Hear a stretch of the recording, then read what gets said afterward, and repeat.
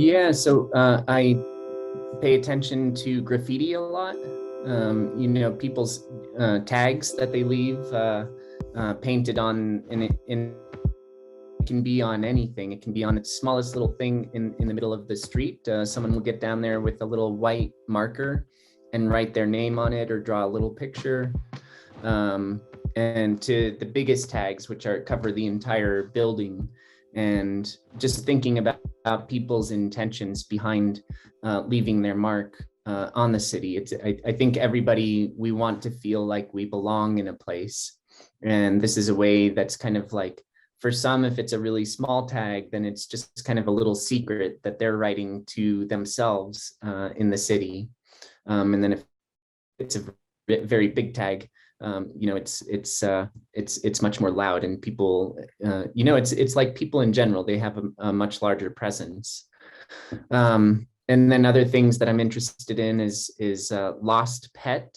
When people lose a dog, they put up a small poster on the light pole, and it says lost pet. And so I take pictures of all of these things, and then based on what neighborhood you're in, it's going to be certain types of dogs or other pets that get lost there.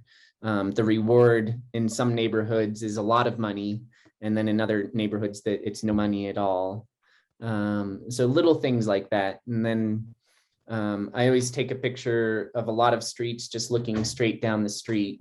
And that helps me kind of like place like cars and what the view is, and like how far you can see, and what the feeling of the houses are in that zone.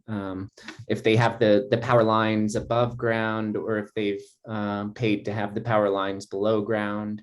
So all these little things just kind of pieces together a puzzle of what a neighborhood in a city actually is, and all of the intentions behind it.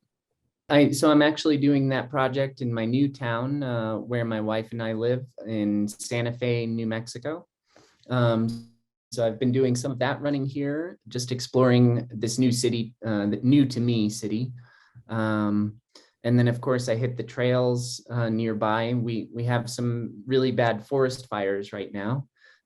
So they've actually closed all of the forests. So our options for running is either in the city or in the desert, where there's no possibility for the fires. But I also guide running trips, and so that's been a lot of fun for me, like that trip that I guided in Japan. And then I've got a trip in 3 trips in Colorado this summer that go from hut to hut, very similar to the trip that I guide in Japan. And then a bus trip up in Alaska. So this is by putting 30 people on a big coach bus. We go and visit all these amazing places in Alaska. So it's kind of a combination of all of those things that allows me to maintain my love for running on a very personal and intimate level, but to also be able to share my love for running with a broader community.